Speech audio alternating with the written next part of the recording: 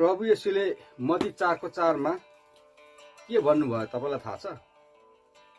उहाँले यसरी भन्नुभयो, लेखिएको छ, मानिस रोटीले मात्र होइन तर परमेश्वरको मुखबाट निस्केको हरेक वचनले जीवित रहन्छ भनेर प्रभु येशूले भन्नुभयो।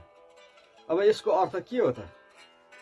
जसरी मानिस चाहिँ भोजनले, रोटीले, अन्नले बाँच्दछ, त्यसरी नै परमेश्वरमा जो आत्मिक जीवन जिउँदछ त्यो चाहिँ परमेश्वरको शिक्षा, परमेश्वरको वचनद्वारा मात्रै बाँच्दछ भनेर उहाँले भन्नुभएको। आज मण्डलीहरू परमेश्वरको शिक्षामा नरहेर अरू शिक्षामा हिँड्नु भएको छ। के आत्मिक जीवनमा जीवित हुनुहुन्छ त? प्रभु येशूले भने जस्तै जुन वचनहरू व्यवस्थामा लेखिएका थिए, बाइबलमा लेखिएका थिए, ती वचन अनुसार हामीहरू जिएका छौँ भने हामीहरू चाहिँ आत्मिक जीवनमा जीवित भएका छौँ। बाइबलमा नलेखिएका कुराहरूमा हामीहरू चाहिँ हिँडेका छौँ भने हामीहरू चाहिँ आत्मिक जीवनमा चाहिँ जीवित भएका छैनौँ। अब बाइबलमा कुन कुन शिक्षा लेखेको छ, कुन कुन शिक्षा लेखेको छैन, ती सबै हामीहरू, तपाईँ, मलाई सबैलाई थाहा छ। तर येशूको वचनमा मात्रै, येशूको शिक्षामा मात्रै हामीहरू हिँड्यौँ भने चाहिँ हामीहरू आत्मामा जीवित हुन्छौँ। हामीलाई कतिखेर थाहा हुन्छ भन्दाखेरि जब हामीहरू चाहिँ आत्मिक दूधको तृष्णा गर्दछौँ।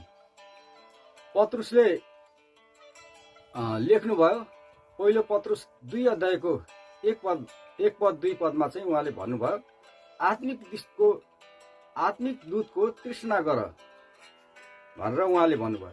हामीहरूले चाहिँ आत्मिक दूधको चाहिँ तृष्णा गऱ्यौँ भने हामीहरू चाहिँ जीवित हुन्छौँ अनि अझै आत्मिक दूध चाहिँ खान मन लाग्छ।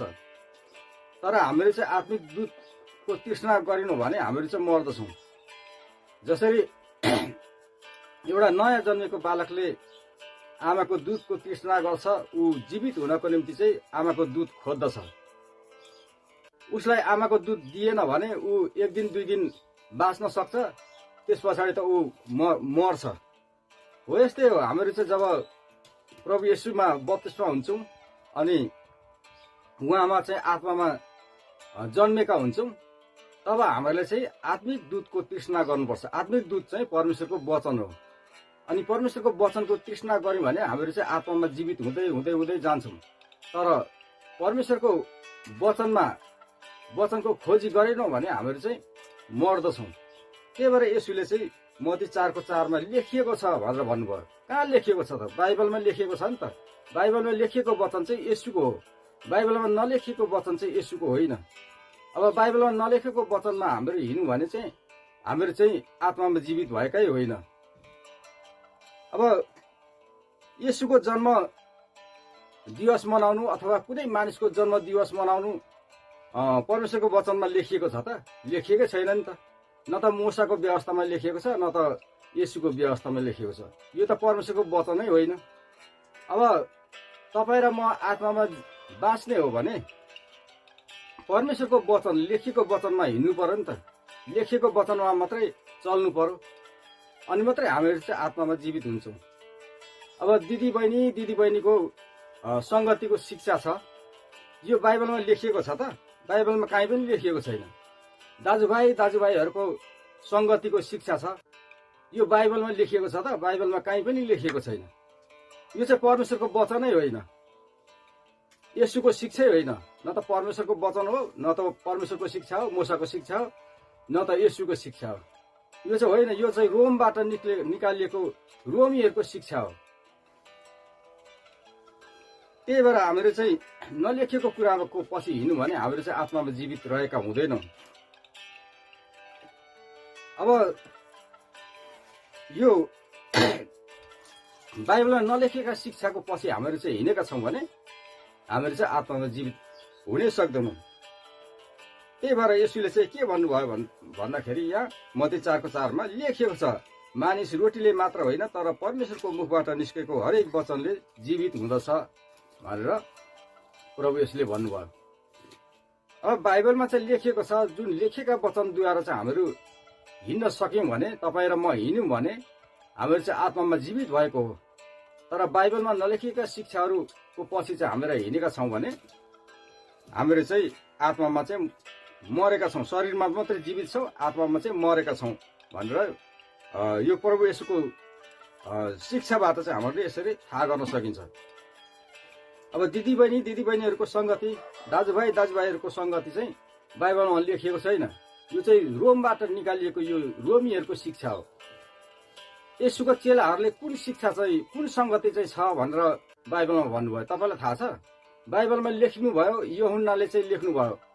पहिलो यूहन्ना 1:3 चाहिँ उहाँले के भनेर लेख्नुभयो भने हाम्रो सङ्गति चाहिँ पिता अनि पुत्रसँग छ भनेर भन्नुभयो।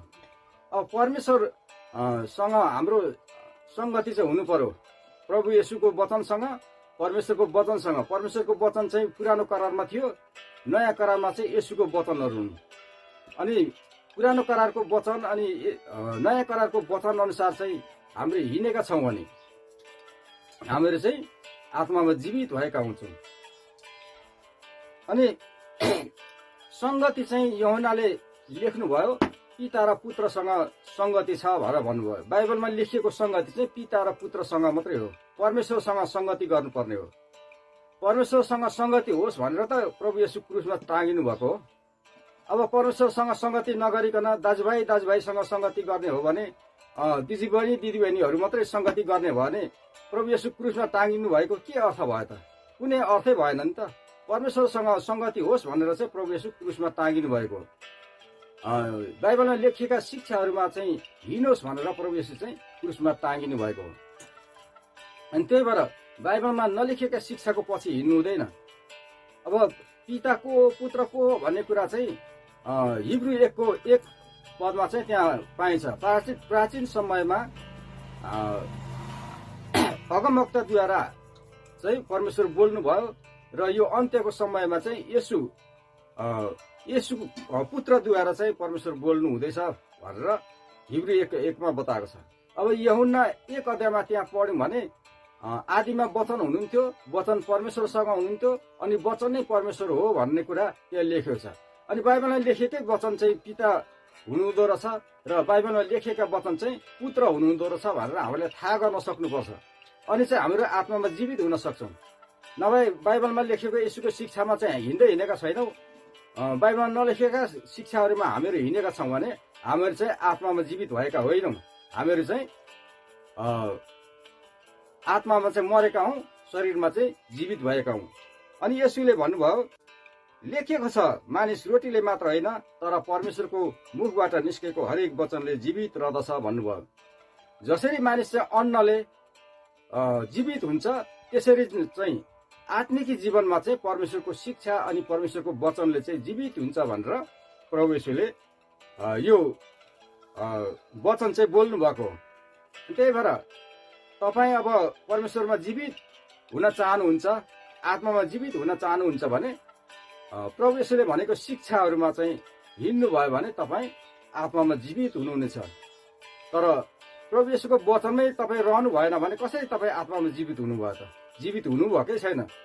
किनभने येशूले भन्नुभयो नि त परमेश्वरको वचनले मात्र, परमेश्वरको शिक्षाले मात्र जीवित हुन्छ, अरू कुनै पनि शिक्षाले चाहिँ जीवित हुँदैन, अरू कुनै वचनले चाहिँ जीवित हुँदैन भनेर यहाँ त भन्नुभएको छ त। अनि त्यही भएर हामीहरू चाहिँ परमेश्वरको वचनमा रहनुपर्छ, परमेश्वरको शिक्षामा, परमेश्वरको आज्ञामा चाहिँ हामीहरू रह्यौँ भने हामीहरू चाहिँ आत्मामा जीवित हुन्छौँ। आजको यो शिक्षाबाट परमेश्वरको महिमा भएको होस्।